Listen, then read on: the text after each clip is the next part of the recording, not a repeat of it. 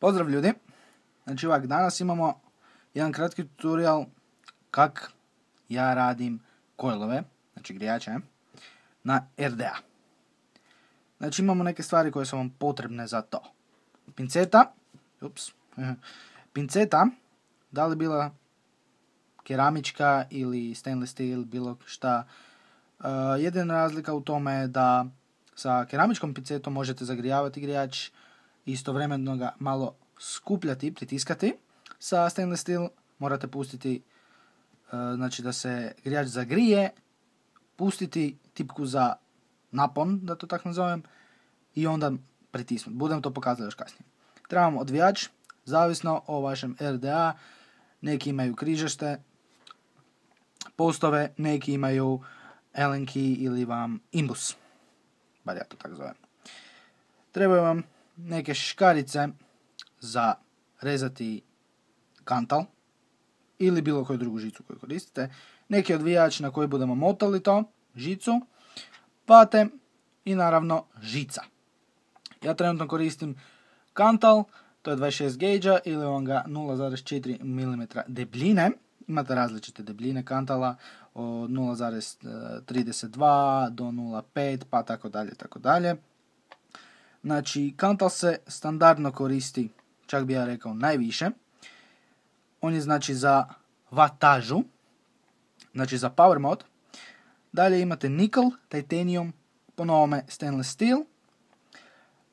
Da ne zaboravim, imate i Nichrome. Nichrome je slični kantalu, nešto mekaniji i manje otpora ima. Nikel je za temperaturnu kontrolu, isto kao i titan. Znači, oni se koriste za temperaturnu kontrolu, znači stavite neku određenu temperaturu i žica ne ide iznad te temperature. Stainless steel je žica sad nova, budemo rekli, došla.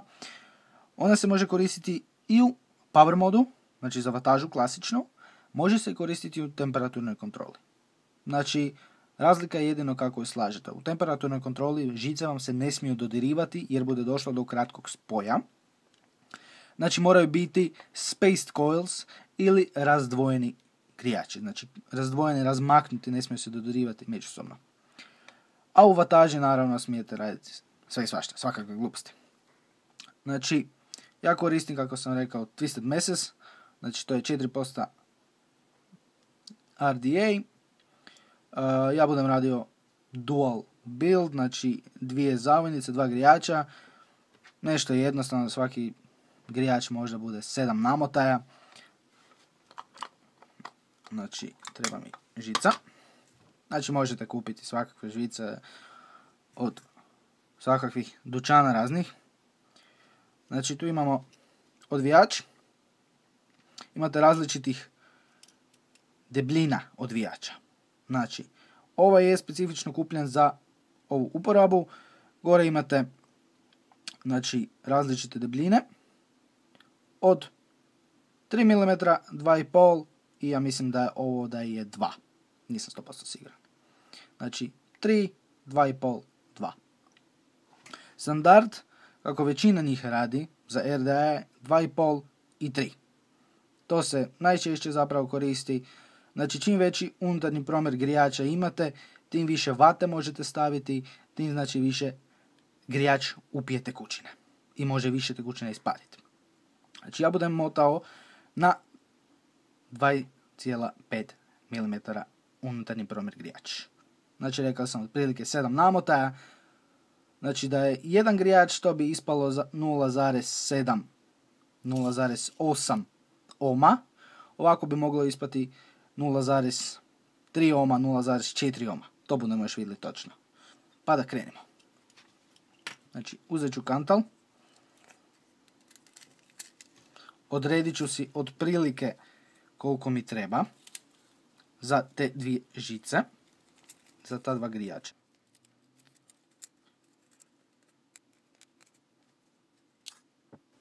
Znači, to možemo pospremiti. Odredili smo si neku dužinu koju smo sigurni da bude dovoljno za dva grijača.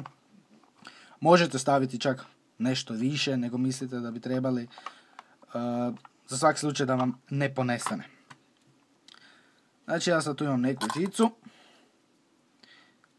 Sljedeći korak je vrlo jednostavno. Uzmete si odvijač. Imate i one kurokojlere. Znači, kriva strana. Znači to. Možete i to koristiti. Ja ih ne preferiram.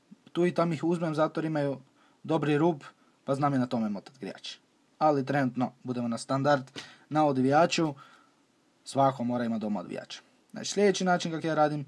Sa jednim prstom primite žicu. Tako. I sa drugom. Tu napravim u obliku slova L.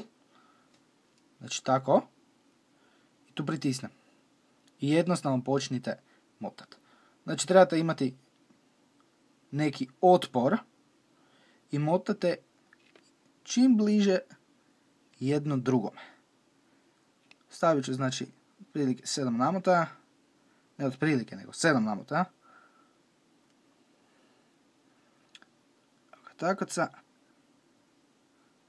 Takoca. Ovaj dio ću izravnat. Sada imamo 7 namotaja. I to je jedan grijač. Cviknete. Ne znam da li bude kamera htjela fokusirati, da vidimo. Baš nešto i ne želi, nema veze. Znači to vam je jedan grijač. Idemo takvi još jedan napraviti. Znači isti postupak.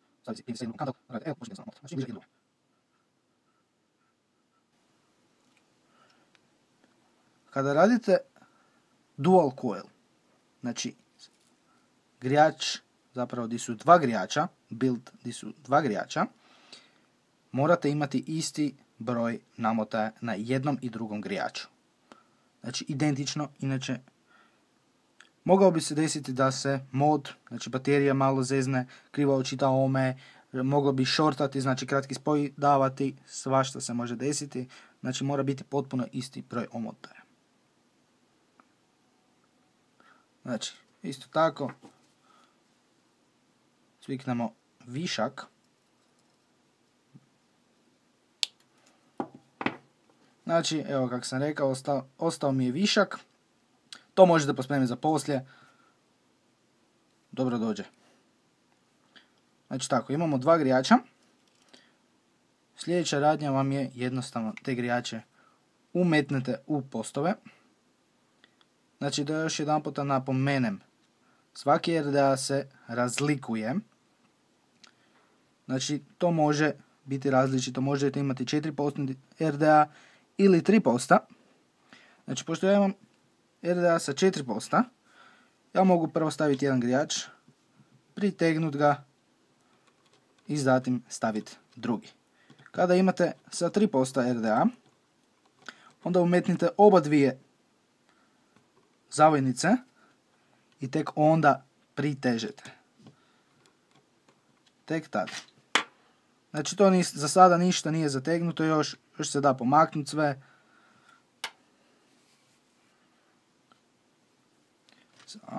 Znači sada mi treba, koristim originalni imbus od Twisted Messes jer si najbolje paše.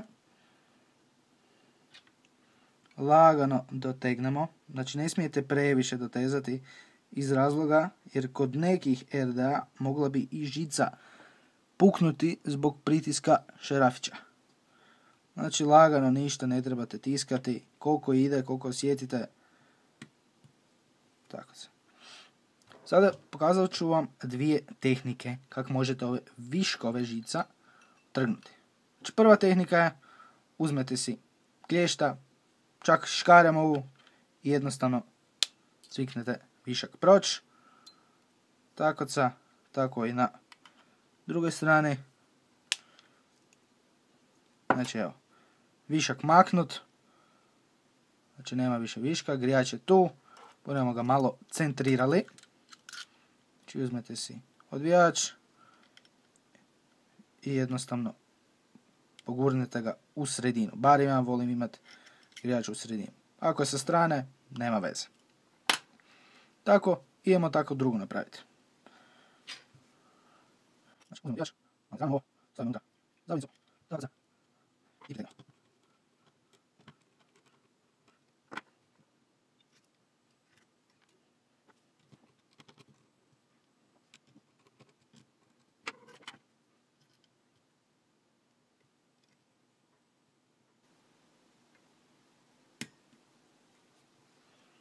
Sada da vam pokažem drugu tehniku. Znači prva tehnika je bila jednostavno uzmete klješta, škare, bilo šta i jednostavno cviknete. Druga tehnika je, znači primite, pošto je, evo sada je malo kraća ova višak kantala, ja volim uzeti jednostavno pincetu, primite i okrećite. Znači pukne, jednostavno otrgne se. Isto vrijedi tako za drugu, možete, ako je tako malo duže, možete sa rukom primiti jednostavno i malo twistati. I evo, jednostavno kantal puca i imate čisti spoj tu. Isto tako, drugi grijač budemo samo malo centrirali. Evo, tako ca. Znači, poželjno je da budu oba grijača otprilike iste visine.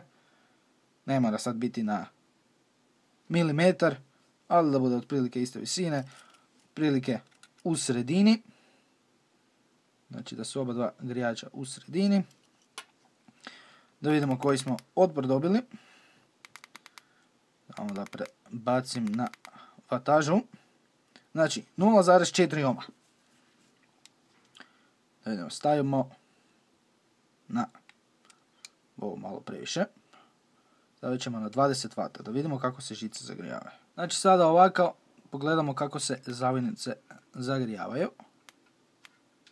Znači pulsirate 2 do 3 sekunde max. Znači vidimo da se zavinice podjednako zagrijavaju. Znači ako se kojim slučajem zavinice ne bi zagrijavale podjednako, jedno malo sa pincetom pritisnete. Znači onu koju vidite da se prije zagrije, tu trebate malo pritisnuti sa pincetom. Znači vidimo da se podjednako zagrijavaju, to je super. Sljedeći korak je staviti vatu.